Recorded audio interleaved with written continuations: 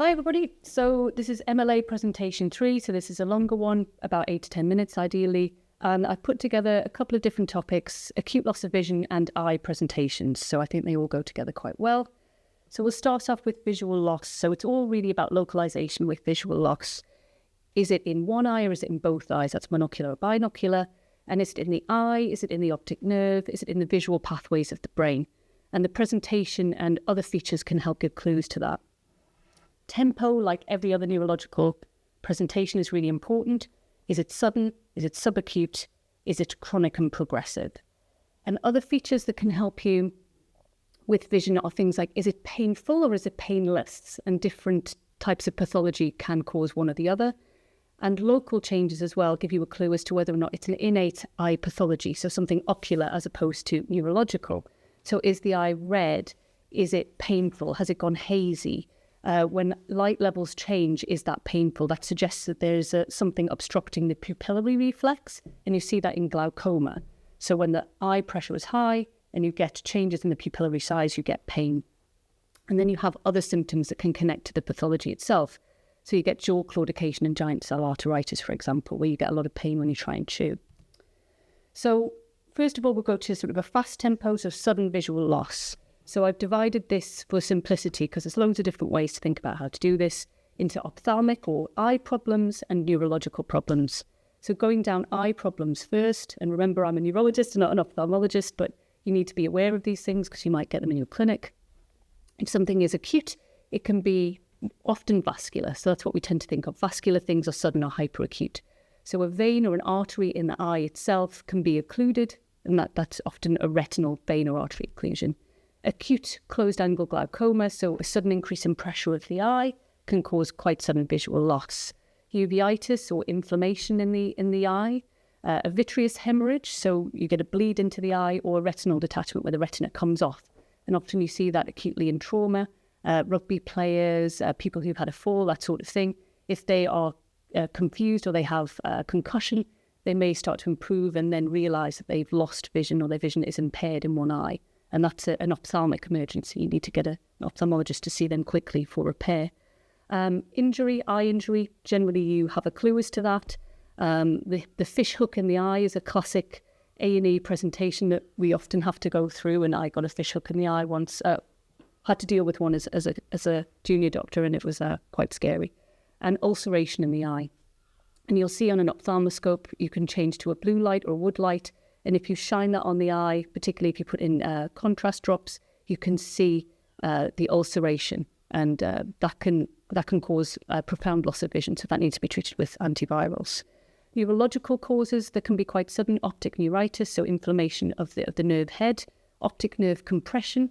So even though you might have a process that's slow, sort of IIH, idiopathic intracranial hypertension, or a tumour causing slow increase in pressure, the loss of vision is actually quite sudden because suddenly the blood supply can't get to the nerve anymore and it infarcts. So even though the process behind it is slow, the loss of vision is sudden because suddenly the blood can't get to the top of the nerve. A stroke, so you can have a stroke in the occipital lobe, and that can cause, if it's bilateral, complete blindness. We call that cortical blindness. Or it can be unilateral, so you can get impaired vision in one eye. And you can get something called pituitary apoplexy, or a bleed or an infarct in the pituitary itself, and that causes compression of the optic chiasm. So you have your two eyes at the front, and then you have your optic nerves, they cross over, and then they go to the occipital nerve, and that point in the middle where the crossover is, that's very vulnerable. And if the pituitary infarcts, then you can have profound loss of vision. And you can see that in raised blood pressure, you can see it in pregnancy, and that again is an emergency. Pituitary apoplexy is one of the obstetric emergencies, and it's associated with severe sudden headache. And you can get ischemic damage causing problems with the eye. In giant cell arteritis, it's an inflammatory process, but that inflammation causes disruption of blood supply, and that's why you get blindness in untreated giant cell arteritis. Treatment with that is steroids. So eye causes are vascular, inflammatory, or injury related. Neurological causes have the same mechanism, but they tend to be more in the nerve or optic tract as opposed to the eye itself. So yeah, I should have put a sort of warning label on some of these images. Maybe we'll do that on the link. But we can see here that this is a red eye. So you can obviously see that the sclera is red and injected. That's what we call it. And you can't sort of see through the clear jelly of the eye. And it's steamy or hazy. And that's what you see in glaucoma. So the eye is painful. It clearly looks abnormal. You'll get sluggish or reduced pupillary reflexes. It'll be in one eye generally, and that needs to see an eye doctor quickly. Now, people may come to hospital with headache and visual loss, and they may therefore go to medicine or neurology, but you need to look at the eye itself if there's headache and visual loss. So subacute, so somewhat slower or progressive, we can divide it again into eye causes and neurological causes. So things that you'll have heard of in the eye that can cause visual loss, so cataract, where you get sort of an opaque or cloudiness that prevents light getting through into the eye. Glaucoma, increased pressure in the eyeball, and that's treated with sort of localized drops to take the pressure down and sometimes surgery. And macular degeneration, so depending on the type, sometimes there are treatments available to help preserve vision. And neurological, the sort of things that you might think of that would progressively cause visual loss. And again, optic nerve compression through things like tumours. You can get meningiomas, which can slowly grow and press on the optic nerve. And as we've said before, that visual loss can be gradual, but sometimes you can get sudden acute on chronic visual loss as the blood supply is suddenly completely lost. Metabolic, so things like diabetes can cause progressive loss of vision. You can say that could be neurological or ophthalmic really. And people can lose vision because of nerve damage from toxic causes, and the typical ones, drugs and alcohol. Raised intracranial pressure we've already discussed. And there is a phenomena in increased intracranial pressure through things like brain tumours and IIH cause visual obscurations, which is where the vision seems to be pretty good most of the time, but when people change their posture, the vision can kind of grey out or go indistinct. And that's what we call an eye at threat or a nerve at threat. It means that the visual loss could be sudden and profound and permanent if the cause isn't found and treated. Amaurosis fugax is sometimes considered subacute, and that's a form of TIA in the eye. So it's episodic visual loss, and people get a curtain coming down or up, and that tends to it's the threat of a stroke that's about to occur, and people need to be seen urgently by eye teams and stroke teams and treated. And there's also something called Uthoff's phenomenon, whereby the vision can on and off deteriorate, and that's in multiple sclerosis, where people get warm, and any previous inflammation in the eye is suddenly reproduced. So if there's a little bit of slight damage to the eye from previous inflammation, people get very warm, and then the eye gets worse again. They cool down, the vision clears. So now we move on to ptosis from vision. So ptosis is the drooping of an eyelid. The definition is it covers 1/3 of the iris. Some people just have quite heavy eyes generally, and some people can come to clinic with heavy eyes, and we might have to write to the GP saying, we've looked at some previous photographs of this lovely lady, and we think this is just how her eyes are made, which can be a bit awkward. Ptosis can be fixed, so you get a drooped eyelid and it just stays like that. Suggests it's more a structural issue, or it can be fluctuating, so the eyelids go up and down, could be in one eye, both eye, or mixed. It can be neurogenic, damage to the nerve, myogenic, problem with the muscles, involutional, meaning that, with age, you can get some sort of drooping, or mechanical, so something can press on a particular nerve or the sympathetic chain and cause drooping, and it can be associated with other things depending on what's causing it. So that is ptosis. So you can see that this lady has a nice wide eye on the right, and you can see that there is definite droop of the eyelid there that covers 1/3 of the iris and part of the pupil. That is Greta Garbo, who was an old film star, and she had what they called come hither eyes. So she had sort of heavy lids, and she was made up to sort of make her look more compelling. That is not ptosis. And some people just have heavier eyes, which used to be in the 30s and 40s considered very attractive. So a third nerve palsy, it generally is an emergency. It causes ptosis, which might be partial or complete, with the whole eye being closed, and the eye points down and out, which you may have heard of before. And that's because when the third nerve doesn't work, the fourth nerve and the sixth nerve, they are unopposed, so they just pull the eye in their directions. There may be problems with the pupil, so the pupil may be fixed and dilated, or it may still function. And there is a differentiation of a medical third or a surgical third. So because the pupil control is around the edge of the nerve, technically pressure from the outside should cause more pain and it should cause problems with the pupil. So if people have a third nerve palsy which is painful and causes pupillary problems, we then do a scan, a CT of the brain with an angiogram looking for either a tumour pressing or an aneurysm pressing on that third nerve. And that's an emergency because particularly an aneurysm pressing in, which would affect the third nerve, can rupture and cause significant disability or death. So that is an emergency. So you must, in the situation of a third nerve palsy, get a CT, brain and angiogram. CT brain alone isn't enough. A medical third, which is not painful and doesn't really involve the pupil or involves the pupil less, is more commonly due to something like diabetes. I have seen very, very painful diabetic thirds which involve the pupil, and I've seen painless surgical thirds caused by a big aneurysm in which the pupil was partially responsive. My advice is, if there is a third nerve palsy and we don't know why, a CT angiogram is crucial.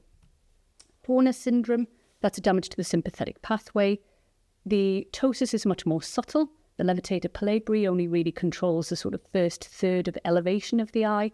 And instead of a big pupil, you get a small pupil. Sometimes, depending on where the sympathetic chain is affected, the eye looks sort of pulled in ophthalmos, and there may be flushing or loss of flushing one side of the face. And it could be at different levels. So it can be at the point of the brainstem, preganglionic, so the neck, or postganglionic. There are tests that you can do with cocaine because central and preganglionic causes cause dilatation of the eye. We don't usually have a lot of cocaine hanging around in hospitals, but eye departments sometimes have very, very, very dilute solutions of cocaine, just for tests. And this is what a Horner syndrome looks like. It's quite subtle, but you can see that there's a subtle droop of the eyelid, and compared to the other eye, always comparison, the pupil is smaller and there is definitely a droop. And things to consider in Horner syndrome are an apical tumour causing disruption of the sympathetic chain, and also a dissection or a split in the blood vessel of the neck. And that's an emergency in terms of treatment because if left, if not anticoagulated, people can develop a stroke. And then we go on to myasthenia gravis. So that is dynamic. It is fluctuating fatigability. So because there is an autoimmune problem with the signaling chemicals activating, going across the neuromuscular junction, which is autoimmune, you can't sustain movements in the same way. So you get fatigable ptosis, where the eyelids droop to varying degrees during the day. It can be unilateral, bilateral. One eye might go more than the other at different times. Variable eye weakness, so we call that complex ophthalmoplegia. If you examine these people at different times, one eye might abduct fully one time and then incompletely the next time. And it worsens with activity and improves with rest. So we get people to sustain movements, either sort of sustained up gaze, and then we see whether or not it causes sort of drooping of the eyelids, and I've got a video to demonstrate that. Or you can get people to sit with their eyes closed for a few minutes and then test them again, and we often see improvement. You can have generalised myasthenia and bulbar myasthenia as well, where it also affects the limbs, speech and swallowing, and crucially breathing difficulty, so you can get type 2 respiratory failure. Although a proportion of people just have ocular myasthenia or problems with ptosis and eye movements. And I do have a little video here, which is in the public domain. And this is a gentleman here who has myasthenia. And you can see that he's abducting both eyes fully. He's got a marvellous Irish accent if you sort of look online. So abducting and adducting the other way fully. But you can see on up gaze, he has a little bit of, you can see his eyes tosing there. And there you can see that he's got ptosis of the left eye. And that improves when he rests. Okay, double vision, exactly what it says on the tin. You get separated images either side by side, one on top of the other, or oblique. It can be in one eye or both eyes. If it's in one eye, it is an eye problem. If it is in both eyes, it tends to be more a neurological problem. It can be fixed, which suggests a physical problem, an anatomical problem like a damage in a cranial nerve, and maximal in that direction of weakness. So if you had a sixth nerve palsy and you adduct in that direction, that's when you'll get maximal diplopia and separation of images, or dynamic like myasthenia, which we talked about, which is variable. And this is what diplopia looks like, and it's hard even to look at that. But the hand has horizontal diplopia with sort of maximal separation of images looking in the horizontal direction. And the book with the glasses is vertical diplopia, one on top of the other. People with myasthenia describe a mixture of all of these. So that's a lot to take in. But visual loss you can describe as in one eye or both eyes. One eye tends to suggest that something is ophthalmic, but neurological problems, neurological visual loss can be both monocular and binocular. The speed of onset and other features can help you figure out what it is. Ptosis can be in one eye, both eyes, variable or fixed. It can be painful or painless. If you have a third nerve palsy with a dilated pupil and possibly pain in a down and out direction of the eye, a CT angiogram is mandatory if you don't know if this person has a new third nerve palsy. You can also have a Horner's syndrome, so consider a carotid dissection or an apical lung tumour. Monocular diplopia tends to be ophthalmic, binocular or neurological, and myasthenia is fatigable, and you can test it in that way. It gets worse as the day goes on. Also consider other features such as fatigable limb problems and bulbar symptoms. Thank you.